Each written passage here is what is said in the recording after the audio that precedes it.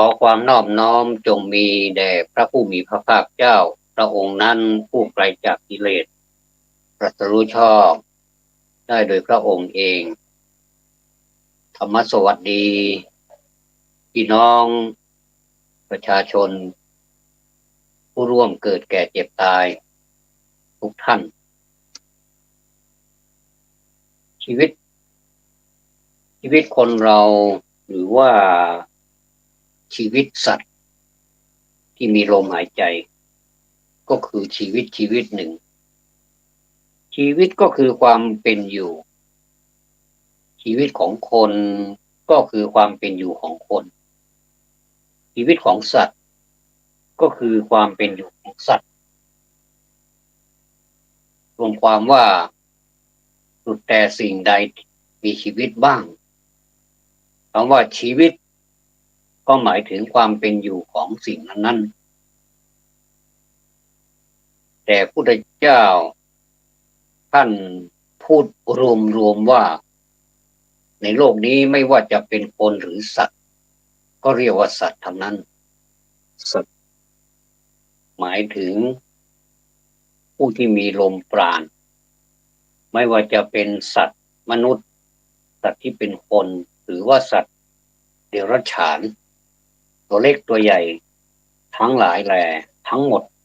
ในโลกนี้ถือว่าเป็นสัตว์ทั้งนั้นคำว่าเป็นก็คือยังไม่ตายเช่นคนนั้นเป็นแสดงว่าคนนั้นยังมีชีวิตอยู่คนเป็นก็คือคนที่ยังไม่ตายที่ยังมีชีวิตอยู่สัตว์เป็นก็คือสัตว์ที่ยังไม่ตายยังมีชีวิตอยู่คนและสัตว์ที่ยังมีชีวิตก็คือยังมีความเป็นไปต่างๆคือมีอาการเคลื่อนไหวตามลักษณะของคนและสัตว์เช่นมีอิริยาบถสี่คือเดินยืนนั่งนอนหรืออาการอื่นๆเช่นกินดื่มทำพูดคิดเป็นต้นนี้เรียกว่าอิริยาบถสี่มีการเคลื่อนไหวต่างๆเรารู้สึกเสียวสันหลังเหมือนกันว่าเวลาเราง่วงนอนแล้วก็เข้าสู่นิทราแต่ว่าถึงการมรณาก็ไม่หายใจ ก็คือตายไปเฉยเลยแต่ได้ยินหลายคนบอกว่าถ้าไม่หายใจในลักษณะนั้นชอบแต่ถ้าถามว่าอยากตายหรือก็ไม่อยากตายก็ยังคงอยากจะอยู่เป็นผู้เป็นคนต่อไปยินดีในความเป็นอยู่ก็คือแม้จะมีความทุกข์แต่ก็ถือว่ามีความสุขไปด้วยใจเขาใจเรานะครับต่างคนก็อย่างต่างคนก็ต่างที่อยากมีความสุขจะมีชีวิตที่รุ่งเรืองรุ่งโรจน์ไม่อยากจะรุ่งริ่งอยากจะรุ่งเรืองถ้ารุ่งริ่งเมื่อไหร่แล้วก็เศร้าเมื่อนั้นแต่ถ้ารุ่งเรืองหน้าตาสดชื่นคนเรารุ่งเรืองหรือว่ามีความสุขนี่ผมว่ามันมีหลายสาเหตุเหมือนกันนะครับว่ารุ่งเรืองเพราะมีทรัพย์สมบัติมากอันนี้ก็รุ่งเรืองมีความสุขในระดับหนึ่งนะครับ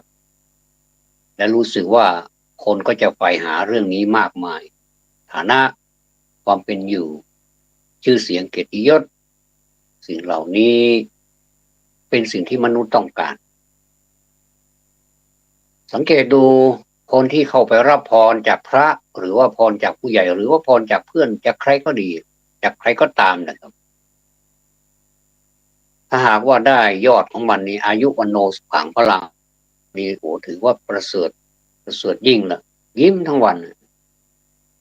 แต่ความเป็นจริงแล้วมันจะอายุหรือเปล่ามันจะอายุวันนะหรือเปล่า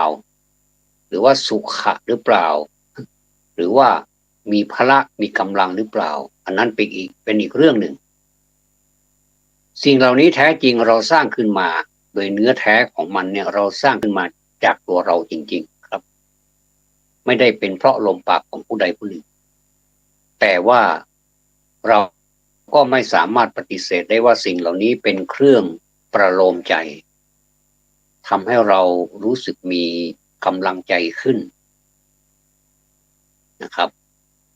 เพราะฉะนั้นนี่จะถือว่ามันก็ยังใช้ได้อยู่แล้วก็เป็นเครื่องทำให้เรามีกำลังใจขึ้นมาได้ฮึดสู้ขึ้นมาได้แม้จะฟุบแล้วก็ตามก็ลุกขึ้นมาสู้ใหม่อาจจะขอนับหนึ่งใหม่ก็ได้91 92ไปก็ได้แต่ว่าถ้าสมมุติว่ามี109แล้วจะนับ101 102ไปก็ได้มี19,000แล้วก็จะ11,000 12,000ไปก็ได้แล้วแต่เราจะนับแต่พระพุทธศาสนานี้ให้นับตลอดแม้แต่เวลาที่เราประสบความทุกข์ก็ตามประสบทุกขเวทนาเกิดจากการไม่สบายกายร่างกายทรุดโทรมร่างกายไม่สบายเป็นไข้ไอเป็นหวัดเป็นอะไรต่างๆที่ร่างกายของเรานี่มันเกิดอาการรวมไปถึงโรคอื่นๆซึ่งในปัจจุบันนี้ก็คือโรคโควิด19โควิด19ซึ่งนับตั้งแต่19มาเดี๋ยวนี้มัน22แล้วก็หลายปีดับมานี้แล้วก็ตามสิ่งเหล่านี้มันเป็นเรื่องของปกติเป็นเรื่องของธรรมดาเพียงแต่ว่าโรคมันมาใหม่ๆเราพากันตื่นเต้นแล้วก็หวาดผวากันอย่างยิ่งความจริงแล้วโรคในตัวของเรานี่ก็เป็นที่น่าหวาดผวาทั้งนั้นไม่ว่าจะเป็นโรคกินข้าวบะลำกินน้ำมาลงนอนมาหลับฝันหันคืนหุ่งอย่างนี้ก็ถือว่าเป็นสิ่งที่น่าสะดุ้งเหมือนกันเป็นสิ่งที่น่ากลัวอยู่เหมือนกันไม่ใช่จะไปเก่งแต่โรคโควิดอย่างเดียวไม่ใช่โรคซึมเศร้าโรคซับจางนะโลหิตจางแล้วก็ซับจางอีกนะเดี๋ยวนี้พอเจอหน้ากันนี่คนมักจะทักกันเลยนะครับว่าสบายดีหรือก็สบายดีแต่เป็นโรคนิดหน่อยคือเป็นโรคซับจางจริงๆแล้วตัวแกก็เป็นโรคโลหิตจางด้วยนั่นแหละนะไม่ได้พูดถึงสุขภาพร่างกายหรอกแต่พูดถึงทรัพย์สมบัตินู่นประหนึ่งว่าเงินนี่คือโอ้โหมันจะขาดไม่ได้นะแต่ความจริงแล้วเราขาดซะบ้างก็ดีเหมือนกันจะได้รู้สึกว่าการไม่มีเงินนี่มันเป็นยังไงและการมีเงินเยอะนี่มันเป็นยังไงถ้าเรารู้สึกว่าประสบกับตนเองเนี่ย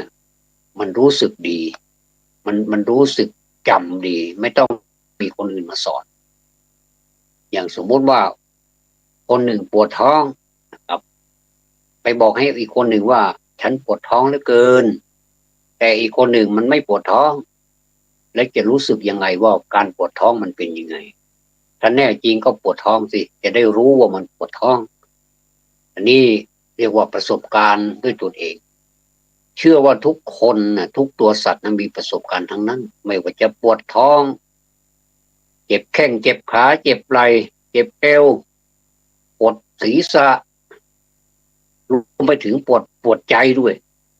ถ้าเจ็บใจก็ปวดใจด้วยปวดใจนี่สำคัญยิ่งกว่าการปวดเอวด้วยซ้ำการปวดหลังเรายังทาบาล์มได้ทายาหม่องเป็นต้นยาหม่องตราอะไรก็ไม่รู้นะก็ทาเข้าไปแล้วมันก็รู้สึกบรรเทาแต่ถ้าปวดใจนี่นะจะเอายาหม่องยาเบิ่งอะไรวิเศษวิโสอะไรไปทามันก็ไม่หายนะครับมันจะต้องใช้ธรรมโอสถธรรมโอสถของพระพุทธเจ้านี่แหละดีที่สุดเป็นโอสถที่ไม่ต้อง ไม่ต้องปรุงอีกแล้วไม่ต้องมีหมอคนไหนมาปรุงอีกแล้วไม่ต้องสั่งยาไม่ต้องแพทย์สั่งเราสั่งเองโดยมีพระไตรปิฎกนี่แหละเยอะแยะไปหมดเลยมีอะไรก็เข้าไปถามเลยปฏิบัติอย่างไรจะได้ผลเป็นอย่างไรก็มาบอกกันบ้างส่วนแต่แล้วคนที่ประสบความสำเร็จจากการปฏิบัติธรรมะเนี่ยไม่ค่อยพูดนะเพราะว่าอยากจะให้คนที่อยากจะรู้ว่ามันเป็นรสชาติอย่างไรโอสถของพระพุทธเจ้านี่มันหวานหรือมันขมมันเผ็ดหรือมันเปรี้ยวหรือมันจืดอย่างไรเราก็ชิมกันก็รู้สึกหลายรสนะถ้ารสบู๊ถ้ามันสาเหตุมันเกิดจากการบู๊ขึ้นมาโอสถของพระพุทธเจ้าก็บู๊ก็เป็นคำเดียวกันแต่กลับสลับข้างกันคำว่าอยู่ก็คือยังไม่ไปก็คือว่ายังมีชีวิตอยู่คำว่าไปนี้ในบางครั้งนะครับก็ใช้แทนคำว่าตายนะเช่นมีคนถามถึงคนไข้ว่าเป็นอย่างไรบ้างถ้าได้รับคำตอบว่ายังไม่ไปอย่างนี้นะยังไม่ไปเรารู้เลยว่าอ๋อแสดงว่ายังไม่ตายหมายความว่าตายแต่ว่าถ้าไปแล้วได้รับคำตอบคำว่าตายแล้วไปแล้วอย่างนี้นะก็หมายความว่าตายแล้วนั่นเองอันนี้ก็แม้แต่ภาษาก็เป็นศิลปะนะภาษานี่ก็เป็นก็ก็มีศิลปะพูดอย่างหนึ่งแต่ความหมายเหมือนกันบางทีมันฟังแล้วเราก็ไม่รู้สึกกลัวอ่าสิ่งมีชีวิตนอกจากคนและสัตว์นี่จะยังมีอะไรอีกบ้างนี่เออเราก็ยังไม่ทราบโดยละเอียดนะเพราะฉะนั้นจะขอพูดชีวิตอย่างเดียวก็พอแล้วเนาะชีวิตประกอบด้วยส่วนทั้งห้านะครับชีวิตนี้ประกอบด้วยส่วนทั้งห้าก็คือมีห้าอย่างคือรูปเวทนาสัญญาสังขารและวิญญาณทั้งห้าอย่างนี้เรียกว่าอะไรทุกคนทราบแล้วนะครับว่ามันเรียกว่าอะไรเรียกรวมกันว่าเบญจขันธ์เบญจแปลว่าห้าขันธ์ก็คือส่วนครับขันธะรูปเรามาพูดถึงรูปกันรูปหมายถึงสิ่งที่มองเห็นได้ด้วยตาเช่นมือเท้าหน้าเป็นต้นมือเรียวดีไหมเล็บสะอาดไหมไม่ใช่นะครับหมายความว่ามองโดยรวมจะเป็นมือสะอาดหรือมือสกปรกไม่ได้หมายถึงอย่างนั้นหมายถึงว่ามือที่เรามองเห็นด้วยตาเท้าก็มีห้านิ้วเหมือนมือแต่เขาอยู่ส่วนล่างมืออยู่ส่วนบนส่วนบนก็เอามือและเท้ามีประโยชน์อันไหนที่มีประโยชน์กว่ากันก็พอๆกันนั่นแหละถ้าไม่มีเท้ามีแต่มือเราก็ลำบากมีแต่เท้าไม่มีมือก็ลำบากเหมือนกัน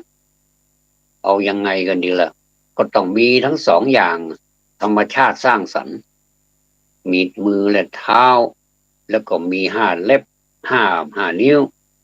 ข้างละนะครับข้างละห้านิ้วนิ้วโป้งหรือว่านิ้วโป้งนิ้วชี้นิ้วกลางนิ้วนางนิ้วก้อยเหมือนกันทั้งซ้ายทั้งขวานิ้วเท้าก็เหมือนกันมีทั้งซ้ายมีทั้งขวาแล้วก็มีเล็บด้วยนี่คือลักษณะของมือนอกจากจะมีเล็บแล้วก็ยังมีหนังมีกระดูกมีเนื้อมีเลือดอยู่ในนิ้วมือนิ้วเท้านั้นด้วยหน้าล่ะเป็นยังไงหน้านี่ทุกคนตื่นเช้ามาต้องปฏิบัติภารกิจก่อนถ้าไม่ล้างหน้านี่จะดูไม่สดใสดูยังไม่ส่างคือตื่นจากหลับมาใหม่ๆตอนที่ เราตื่นขึ้นมาเนี่ยถ้าใช้ตามท่านผู้รู้บอกนะครับว่าเราตื่นขึ้นมาต้องยกเท้าซ้ายยกขึ้นยกลงยกขึ้นยกลงทีละข้าง10ก็ได้20ก็ได้ยกขึ้นยกลงยกขึ้นยกลงยกเท้าซ้ายแล้วก็ไม่ยกเท้าขวาเปลี่ยนกันสลับกันไปสลับกันมาจะได้สัก20ก็ดีแล้วแต่สลัดแข้งสลัดขาแล้วก็ลุกมานั่งก่อนไม่ใช่พรวดพลาดแล้วลุกเนี่ยดีไม่ดีก็งงยังไม่หายงงเลยก็ดีไม่ดีก็ล้มเปล่าๆก็ยังไม่เป็นไรนะครับเกิดไปถ้าไปล้มบนฟูกบนที่นอนนี่ก็ถือว่าโชคดีไปแต่ทีนี้ลุกขึ้นยืนลงเตียงมาแล้วอย่างเนี้ยลงจากที่นอนมาแล้วอย่างเนี้ยมันล้มไปนี่มันวูบมันไม่รู้สึกตัวดีไม่ดีหัวฟาดใส่ตู้ใส่เตียงใส่ของแข็งแค่หัวแตกก็ยังไม่เป็นไรก็ถือว่ามียามีอะไรรักษากันไปก็ไม่นานก็หายแต่ถ้ามันไม่อย่างนั้นสิครับมันไปโดนใส่เส้นประสาทหรือเป็นอะไรไปเนี่ยเป็นอัมพฤกษ์อัมพาตนี่ยุ่งเลยนี่จากคนดีๆกลายเป็นคนไข้ติดเตียงไปเลยนี่ก็ลำบากเพราะฉะนั้นสิ่งที่เป็นเครื่องบำรุงสุขภาพหรือว่าวิธีการที่จะดูแลสุขภาพนั้นมีมากมายในไลน์โอ้โหเยอะแยะไปหมดเลยใน YouTube ใน Facebook พวกสิ่งเหล่านี้นี่ก็เป็นประโยชน์ต่อเรามากเลยนะครับ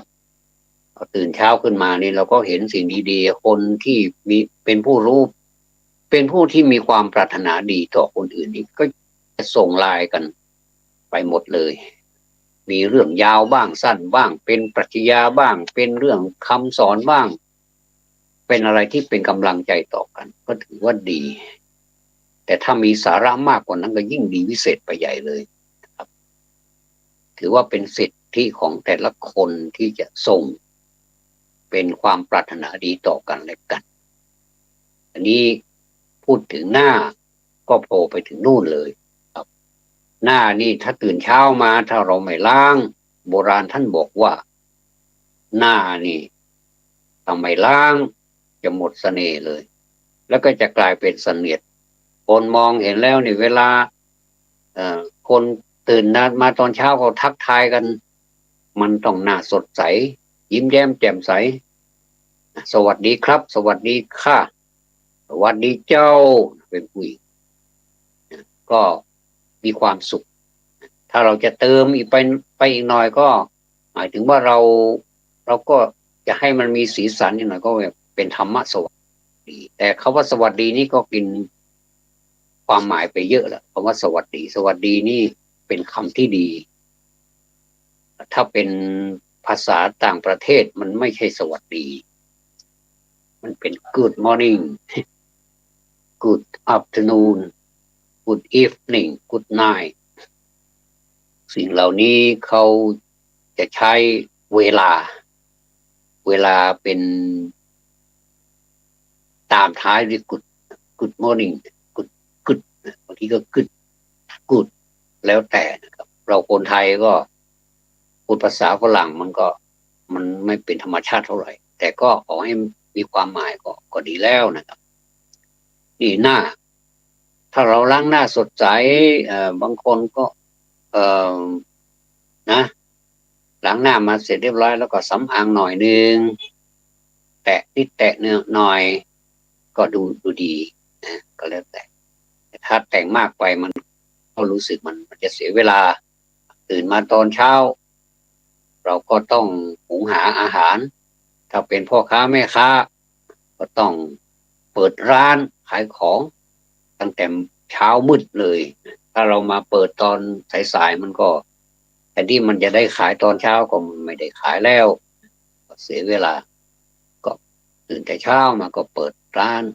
ถ้าเป็นพ่อค้าแม่ค้าที่ไปขายที่ตลาดนี่ไม่มีเวลาละไม่ใช่6 โมงไม่ใช่7 โมงมันเป็นตี 1ตี 2บางทีก็เที่ยงนี่ผมก็เห็นแล้วนะครับพ่อค้าแม่ค้าก็เต็มไปหมดเลยนะตามตลาดต่างๆนะครับพ่อค้าแม่ค้าไปขายของไปขาย ก็มีลูกค้าด้วยพ่อค้าด้วยก็โอ้สนุกดีเหมือนกันที่ตลาดนี้พูดแต่หน้าอย่างเดียวนะมันจะต้องเรียบร้อยมันจะต้องดูสะอาดไม่ต้องไปสำอางมากก็ได้แต่ว่าขอให้สะอาดเป็นที่ตั้งนะครับต่อไปเวทนาเวทนาเวทนาหมายถึงความรู้สึกสุขทุกข์ความรู้สึกนี่มันมีหลายความรู้สึกมันจะเป็นความรู้สึกที่มีความแช่มชื่นเบิกบานก็สมหวังรุ่งเรืองก็รู้สึกเป็นสุขโอ้เป็นสุขอย่างยิ่งเป็นสุขอย่างยิ่งเลยตื่นเช้าวันนี้มามีความสุขเหลือเกินผมก็มีความสุขบางคนก็มีความสุขหลายคนมีความสุขนะบางทีเราหลับหลับสนิทแล้วก็มันฝันเกิดนิมิตเห็นเป็นตัวเลขแล้วก็ไปซื้อแล้วก็มันเกิดมันถูกจริงๆตัวเลขนะเลขมันถูกจริงๆแล้วก็ถูกรางวัลใหญ่ด้วยเนี่ยโอ้สุขในฝันน่ะสุขเหลือเกินโอ้เดี๋ยวจะเอาไปขึ้นรางวัลที่นู่นเลยที่กรุงเทพเลยเนี่ยนะกะว่าจะไปเครื่องสักหน่อยจะขึ้นเครื่องไปขายลอตเตอรี่ถูกรางวัลที่หนึ่งในฝันนะพอตื่นขึ้นมาอ้าวหมดสนุกเลยทีนี้อยากจะฝันต่อไปอีกจะนอนต่ออีกก็เดี๋ยวจะหาว่าเราขี้เกียจขี้ค้านกลับบิดขี้เกียจสักหน่อยแล้วก็ลุกความสุขในฝันหายไปเลยกลายเป็นความทุกข์สนิทไม่ได้สักบาทอย่างนี้ก็มีแต่บางทีในฝันมีความทุกข์เหลือเกินร้องไห้โอ้ร้องไห้ร้องห่มจนตาระบมแดงก่ำนะมันรู้สึกเสียใจอะไรอาวรณ์จากคนที่จากไปเสร็จแล้วตื่นขึ้นมาเขาก็ยังไม่ไปเขาก็ยังอยู่เราเกิดความทุกข์ในฝันแต่เกิดตื่นมาแล้วไม่มีความทุกข์เพราะเขายังอยู่อย่างนี้ก็มีสลับข้างนะครับเกิดเห็นว่าสุขแต่ไม่สุขกลายเป็นทุกข์เห็นว่าทุกข์นึกว่าจะทุกข์กลายเป็นสุขไปเฉยเลยหรือตื่นมาแล้วรู้สึกไม่ฝันอะไรเลยก็เฉยเวทนาก็อย่างนั้นแหละครับก็มีความรู้สึกสุขบ้างมีความรู้สึกทุกข์บ้างหรือว่ามีความรู้สึกไม่ทุกข์แล้วก็ไม่สุขบ้างก็คือเฉยนี้ก็เรียกว่าเวทนาทีนี้สัญญาล่ะสัญญานี่ไม่ใช่ชื่อคนนะครับชื่อคนก็มีชื่อนักร้องก็มีสัญญาที่ตามกฎหมายสัญญากู้เงินสัญญาซื้อขายอย่างนี้ก็ถือว่าสัญญาเหมือนกันแต่ในที่นี้ความหมายของคำว่าสัญญาในที่นี้หมายถึงความทรงจำเช่นเราจะจำกอไก่สระอารอเรือนี่ก็แปลว่าการอันนี้เราแสดงว่าเราจำได้แล้วก็เขียนถูกการนะแต่ถ้าเราสมมุติว่าเหตุการณ์แสดงว่ากอสระอารอเรือนี้ยังไม่พอมันจะต้องมีนอเนนแล้วก็สะกดด้วยการันอีกครั้งหนึ่งก็เป็นการก็ถือว่าเป็นเหตุการณ์เป็นประสบการณ์เป็นประสบการณ์เป็นเหตุการณ์เป็นการถ้าการอีกตัวหนึ่งเอารอเรือออกนะกออารอรอแล้วก็อารอเป็นการใช่ไหมครับกออารอก็การถ้ากอสระอาลอลิงอันนี้ไม่ใช่การงานแล้วไม่ใช่เป็นเวลาเป็นการบางทีเราก็ใส่ทั้งสองอย่างเลยเป็นการเวลาเป็นการเวลานี่ถ้าการอีกอย่างหนึ่งการกอไก่สระอารอจุราแสดงนี้เป็นโรคอย่างหนึ่งเราก็เติมโรคใส่ข้างหลังด้วยเป็นกาฬโรคกาฬโรคก็โรคที่เกิดจากหนูหรือเปล่ากาฬโรคเป็นโรคที่เกิดจากหนูอะไรที่มันสับมันเสียงมันเหมือนกันนะครับ เสียงมันเหมือนกันแต่ว่าการเขียนไม่เหมือนกันความหมายก็ไม่เหมือนกันเพราะฉะนั้นนี่ภาษานี้ก็ลีลาเหมือนกันภาษานี้ลีลาแล้วก็มีศิลปะมากด้วยตัวหนึ่งเนี่ยมันมีความหมายหลายอย่างนะอันนี้ความจำรูปเนี่ยจำรูปจำเสียงจำกลิ่นจำรสสัมผัสได้เนี่ยเขาเรียกว่าสัญญาจำรูปสมมุติว่าคนนี้เป็นสามีเราเป็นภรรยาเราก็จำโดยที่ว่าบางทียังไม่เห็นหน้าแต่ว่าเสียงมาแล้วเนี่ยเราก็จำได้เสียงแบบนี้นี่จำได้แล้วว่าภรรยาใช้ไปซื้อผงซักฟอกแล้วก็เอามาซักผ้าและภรรยาก็ขอสุมาเตอขอซักกำเนอขอสุมาเตอเอาไปตากกำเนี่ยขอสุมาเตอเอาไปเก็บผ้ากำขอสุมาเตอขอรีดผ้ากำสุมาเตอไปเก็บกำเก็บเข้าตู้อันนี้ก็จะตายเพราะสุมาที่คนว่ากันจำรูปจำเสียงจำกลิ่นแบบไหนก็รู้นะกลิ่นจำรสได้โอ้รสชาติแบบนี้นี่มันต้องภรรยาเราแน่นอนนะต้มแกงผัดภรรยาเราแน่นอนเพราะเรารู้เราอยู่ด้วยกันมานานอย่างเนี้ย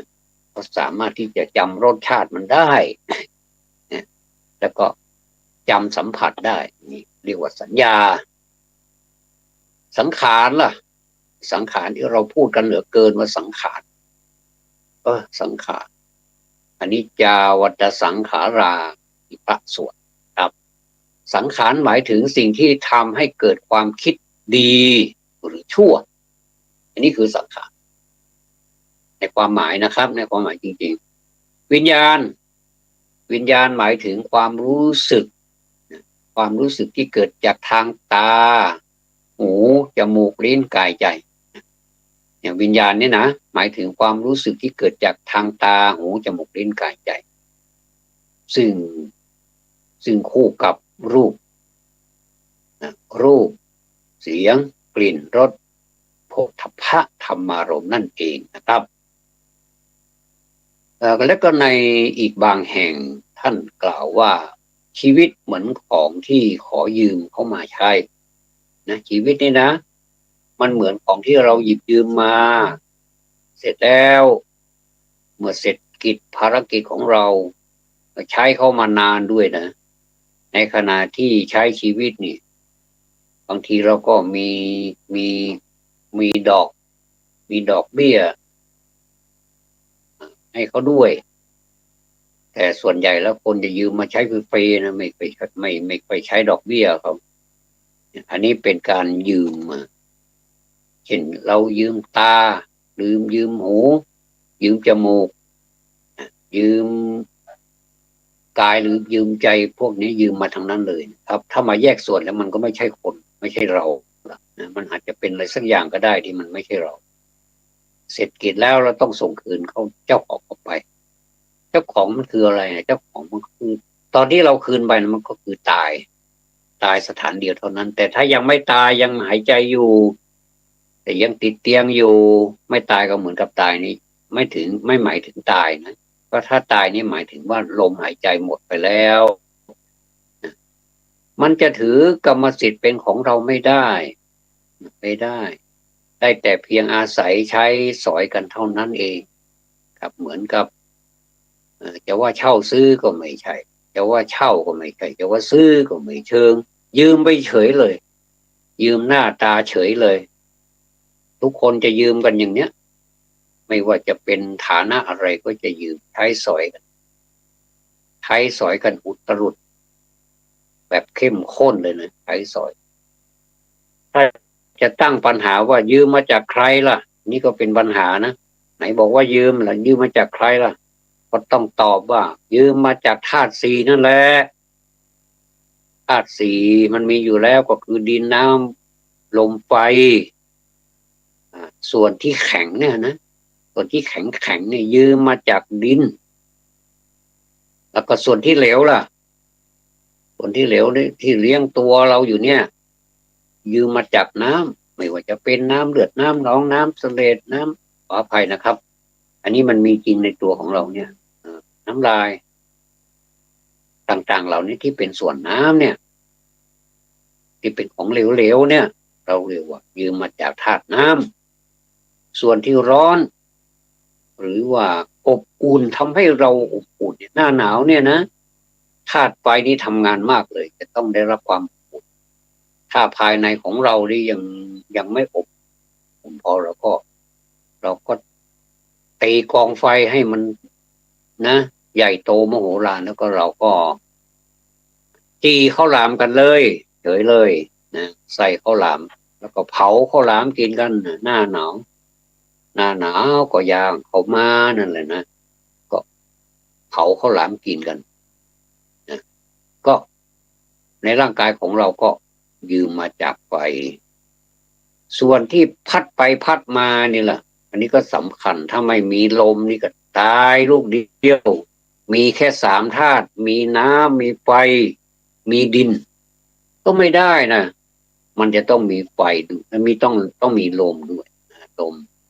อันนี้แสดงว่าธาตุลมนี้เราก็ยืมมาจากลมเราจะสังเกตเห็นว่าตรงไหนที่มันไม่มีลมมันไม่มีก๊าซเช่นเราก่อไฟนั่นนะไม่ว่าจะก่อไฟจะนึ่งข้าวแกงหรือว่าผัดคนสมัยก่อนก็ชอบจุดไฟแล้วก็มีฟืนมีหลัวเนี่ยนะดังไฟนะคนขโมงชงเชงขึ้นนะเนี่ยแสดงว่าเป็นสัญลักษณ์ของคนสมัยก่อนเวลาจะทำกับข้าวกับปลานี่จะมีควันมาก่อนเลยนะแล้วก็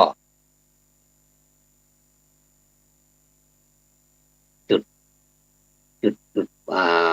มีหลัวก็เอาหลัวใส่ถ้าว่ามีหลัวก็ใจถ่านไอ้ฐานะดีหน่อยก็ถือว่าทานนี่ก็คนสมัยก่อนก็ถือว่าสุดยอดละต่อมามันก็มีวิวัฒนาการที่ดีขึ้นดีแท้โหนะถือว่าดีขึ้นสำหรับคนมนุษย์ของเรานี่สมมุติว่ามันดีขึ้นก็แล้วกันว่ามีแก๊สแล้วก็มีไฟฟ้ามีเตาไฟฟ้ามีแก๊สมีอย่างเดี๋ยวนี้ฟืนนี่เกือบจะไม่รู้จักแล้วมันคือฟืนถ่านนี่ก็เกือบจะไม่รู้จักแล้วมันคือถ่านก็เป็นไปตามยุคแต่หลายที่ไปสังเกตพอนี่ที่บ้านนี่ก็เวลาที่ตัดสะกิ่งลำไยกะกิ่งไม้ต่างๆที่มันเยือยออกมานอกถนนเนี่ยมันจะเป็นอันตรายต่อรถต่อเสาไฟฟ้าอย่างเงี้ยนะก็จะตัดมาแล้วบัดได้ทิ้งได้ขว้างเอามาทำเป็นก้อมมันตัดเป็นก้อมก็จะเจี้ยนนกซอกเสร็จแล้วก็ไปแอมทำไว้ปืนกระล่างกาไว้ที่ใกล้เตาไฟกาสิ่งเหล่านี้ก็จะเอามาใช้เป็นประโยชน์ได้ทุกเมื่อบอกว่าจะนึ่งจะต้มจะพัดจะเจ้าแต่ยังก็ตามก็ถือว่าหลัวเป็นสิ่งที่จำเป็นอยู่กับเกิดไฟฟ้าดับลงนี่เลยแต่หลัวมันมาดับยังมีไม้ขีดยังมีไฟแช็กจุดอยู่เผาไหม้อยู่เนี่ยคนสมัยก่อนใช้แบบนี้หรือว่าจะเป็นถ่านนี่กับแปลงหน่อยสมัยนี้ถ่านก็ยังมีราคาอยู่นะถุง1 กิโลก็ประมาณ10 กว่าบาทประมาณ12 บาทนี่ขนาดมีเครื่องใช้ไฟฟ้ามีแก๊สมีอะไรทันสมัยแล้วแต่ถ่านก็ยังแพงอยู่ดีเพราะว่าอะไรเพราะว่าถ่านนี่กว่าจะมาเป็นถ่านได้เนี่ยมันยากเหลือเกินมันผ่านขั้นตอนแล้วก็คนเขาจังอู้กันเล่นมาบอกกล้าทานกับไฮมินทีแรกผมนึกว่าเราขายถ่านเนี่ยกำไรมันไม่ค่อยมีกำไรมันน้อยมันไม่ใช่ถ้าถ่านกำไรมินไม่หมายถึงมันดำถ่านมันเป็นของดำที่มันเผามันอบ ในดินมาแล้วเนี่ยทำให้สีของถ่านนะมันเป็นสีดำแล้วเราก็เอามาจากเตาที่เราเผานะมันก็เลยกลายเป็นสีดำมือของเราก็สีดำเขาเรียกว่ามินบ้านเรานี่สีด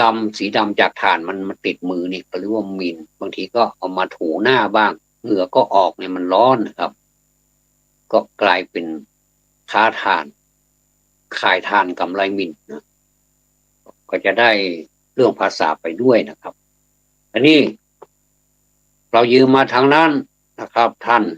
ก็ยืมมาจากดินแล้วก็ยืมมาจากดินน้ำก็ยืมมาจากน้ำไฟก็ยืมมาจากทายไฟลมก็ยืมมาจากลมไม่มีอะไรสักอย่างที่เราไปซื้อออกมาได้ยืมมาทางนั้นแล้วก็ยืมแล้วก็ไม่ใช้ด้วยนะตอนที่จะใช้คืนเขานี่ของมันเสียแล้วของมันพังไปแล้วก็ไปคืนถ้าเป็นเรื่องผลประโยชน์ก็ไม่รับคืนแล้วนะคือของมันเสียไปแล้วมันจะต้องขึ้นศาลเอาเรื่องเอาราวกันแล้วแต่ว่าเรื่องของร่างกายคนและสัตว์นี่ไม่ได้คืนแบบนั้นแล้วก็ยังไม่พอโลภมากอีกอยากจะให้อายุมันยืนอะไรกันนักกันหนาก็ไม่รู้อยากจะอายุยืนแข่งขันกันอายุยืนคนนั้นอายุยืนก็พากันสรรเสริญมันก็น่าสรรเสริญอยู่หรอกเพราะว่าเขามีวิธีการรักษาสุขภาพของเขาเราก็ยินดีด้วยพูดถึงว่านะครับเราก็ยินดีด้วยใครที่มีอายุยืนแล้วก็เฮโลกันไปดูว่าทำไมต้องอายุยืนทำไมต้องยังแข็งแรงอยู่เดินเหินอะไรก็ตาอะไรใช้ได้อยู่หูก็ดีหูก็ไม่ผิดปกติตาก็ยังดีความจำว่าลูกหลานไปเยี่ยมหรือใครเป็นเพื่อนเป็นผงไปเยี่ยมก็รู้จักหมดเลยเรียกว่าอายุยืนเราก็ยินดีด้วยคือธรรมชาติของมนุษย์ก็เป็นอย่างนั้นอยู่แล้วนะครับไม่มีใครปฏิเสธว่าไม่มีใครที่ว่าอายุผมอายุสั้นวันตายไม่มีใครอยากจะอายุสั้นนะครับธรรมดาของที่ยืมเขาใช้เนี่ยถ้าใช้ดีก็มีคุณแก่ผู้ใช้นะก็มีคุณแก่ผู้ใช้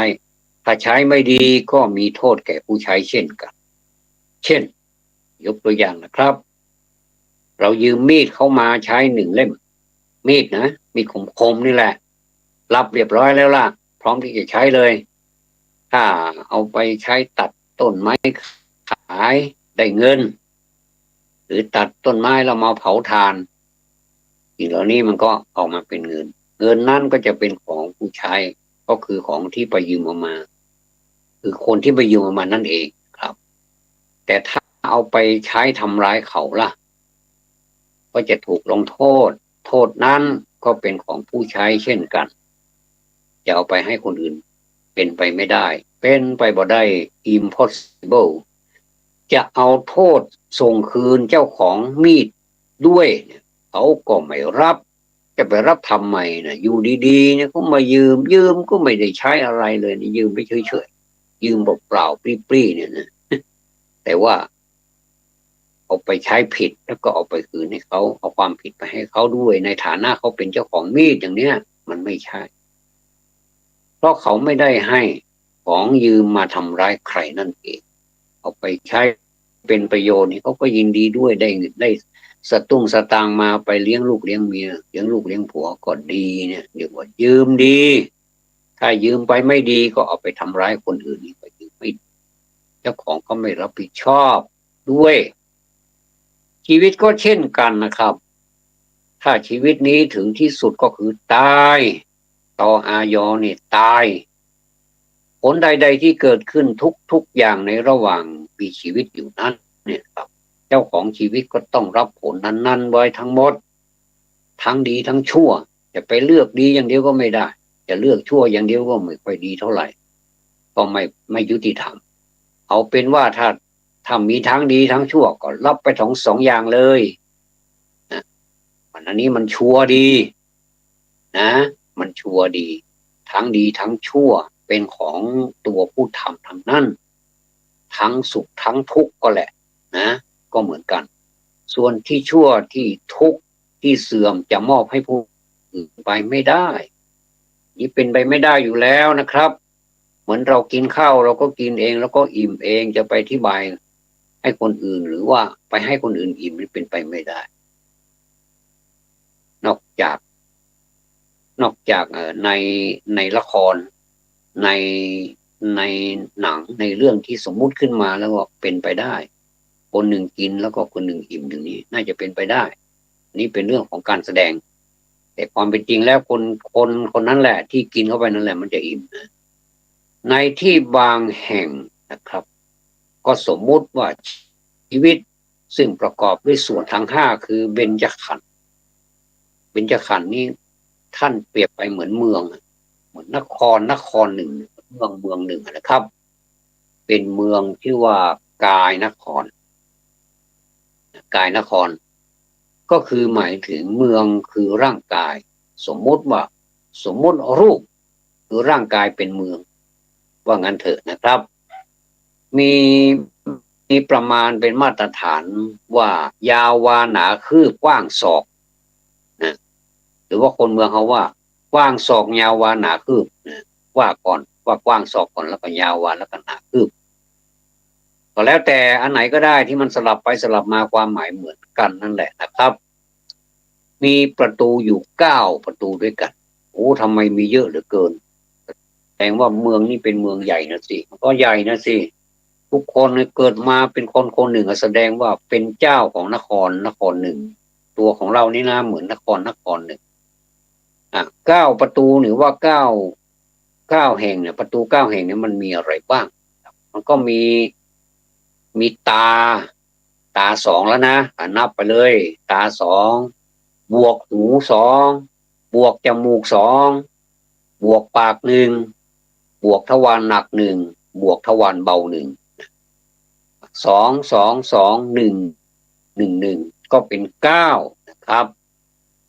ตาสองหูสองก็เป็น4จมูกสองก็เป็น6ปากหนึ่งก็เป็น7ทวารหนึ่งก็เป็น8ทวารหนักหนึ่งก็เป็น8แล้วทวารเบาอีกก็เป็น9พอดีเลยอันนี้ไม่ใช่ใบ้นะครับไม่มีใบ้หวยใบ้เหยอะไรสักอย่างนะครับเกิดถ้าไปเอาตามนี้เกิดมันถูกขึ้นมาแล้วจะว่ายังไงก็แล้วแต่ท่านจะถูกไม่ถูกก็เป็นเรื่องของท่านนะทวารหนักทวารเบาสมมุติว่าวิญญาณเป็นราชาวิญญาณนี่แหละเป็นราชาผู้ครองนครแต่ละคนนี่ก็มีราชาเป็นผู้ครอบครองนครอยู่ซึ่งมีนามว่าจิตรราชคือเพราะจริงเลยแต่ทุกคนก็เป็นจิตรราชหมดเลยแต่ละคนนี่ก็เป็นจิตรราชไม่ว่ายากดีมีจนก็ถือว่ามีราชาผู้ครองนครคือจิตรราช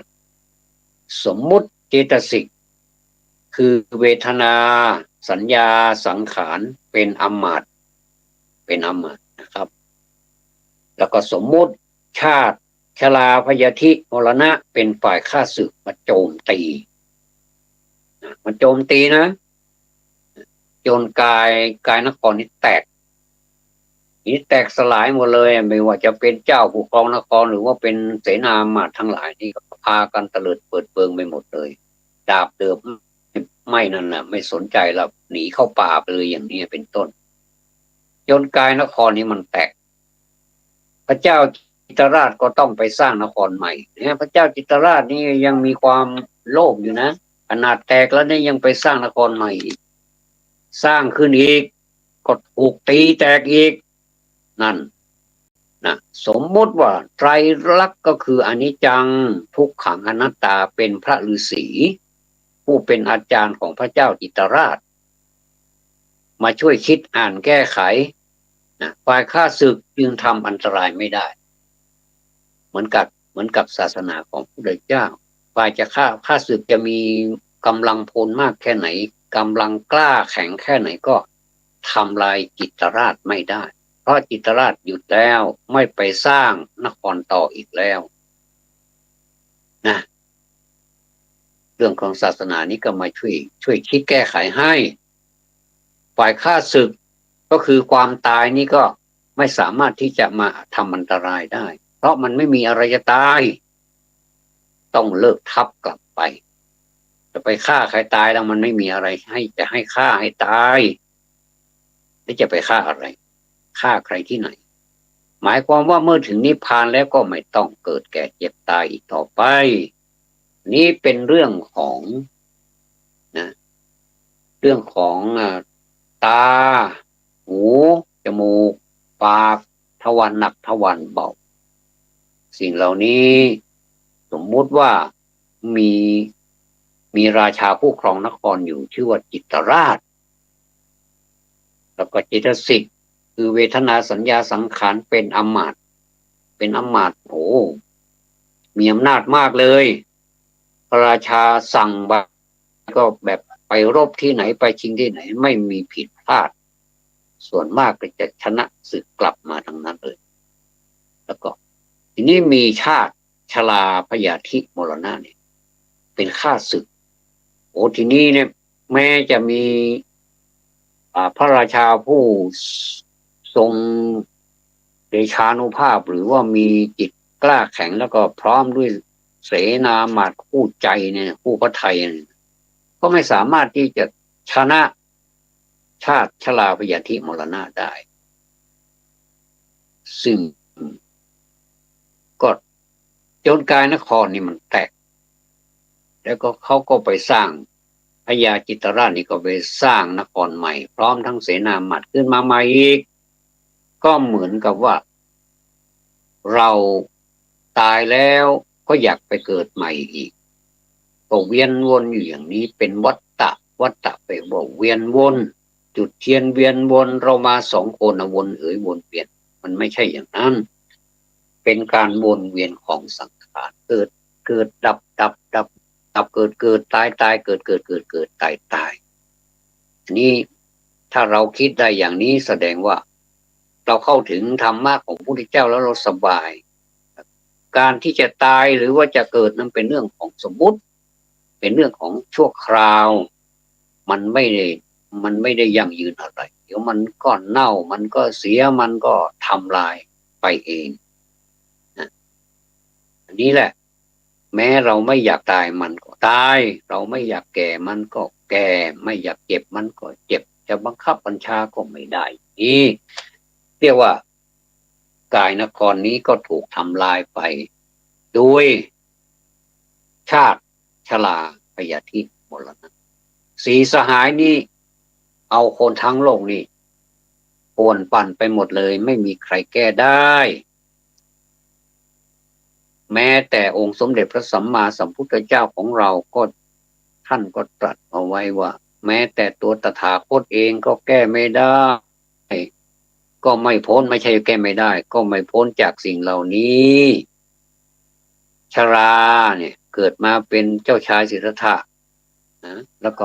ผลสุดท้ายมาก็เป็นพระพุทธเจ้าพระสัมมาสัมพุทธเจ้าชาติท่านก็ผ่านมาแล้วมาหลายภพหลายชาติจนไม่นับไม่ถ้วนชราก็เคยมาแล้วเคยเป็นคนแก่พยาธิอีกพยาธิก็คือการเจ็บป่วยเจ็บออดตั้งแต่ปวดหัวเป็นต้นไปเจ็บโน่นเจ็บนี่ก็ถือว่าเป็นพยาธิมรณะก็คือความตายมาแล้วไม่รู้กี่ชาตินับไม่ถ้วนเป็นอสงไขยนับไม่ถ้วนก็โจมตีเราทุกชาติทุกภพไปบัดนี้การโจมตีของข้าศึกของเรานั้นไม่มีแล้วเพราะเราตัดขาดจากเขาแล้วเหมือนกับสะพานฝั่งนี้แล้วก็ไปถึงฝั่งโน้นพอไปถึงฝั่งโน้นแล้วก็ตัดสะพานทิ้งไม่มีใครเดินไปถึงฝั่งโน้นได้แล้วไม่มีชาติไม่มีชราไม่มีพยาธิไม่มีมรณะมาเบียดเบียนเราอีกแล้วเราเป็นไทยแล้วอย่างนี้เพราะฉะนั้นในวันนี้นะครับผมได้นำเอาเรื่องของชีวิตก็คือความเป็นอยู่คำว่าเป็นก็คือยังไม่ตายคำว่าอยู่ก็คือยังไม่ไป แล้วก็ร่างกายหรือว่าชีวิตของเรานี้ก็เหมือนของที่ยืมเข้ามาถ้าเราใช้ดีมันก็ดีก็ต้องคืนเข้าไปคืนเข้าไปตามกำหนดที่แต่ละคนยืมมานั่นแหละแล้วก็หรือไม่ก็จะเปรียบไปก็เหมือนกับยืมมีดเข้ามาเอามาฟันไม้เอามาทำโต๊ะทำต่างทำอะไรขายก็ถือว่ามีดนั้นเป็นประโยชน์ต่อผู้ยืมมานั่นเองแต่ถ้าตรงกันข้ามถ้าเอาไปใช้ทำร้ายร่างกายกันจนถึงเลือดตกยางออกถึงแก่ความเจ็บหรือว่าความตายอันนั้นก็เป็นเรื่องของคนยืมมานั่นเองจะไปโมเมให้คนที่ถูกยืมหรือว่าเจ้าของมีดนั้นไม่ได้คนที่ยืมมานั่นเองเป็นผู้รับโทษไปครับผลสุดท้ายมาชีวิตก็คือตายนะดังนั้นขอฝากเอาไว้ให้ท่านผู้ฟังทั้งหลายนะครับโปรดพิจารณาด้วยขอความสุขความสวัสดีจงมีแด่ท่านผู้ฟังทุกท่านธรรมะสวัสดีครับ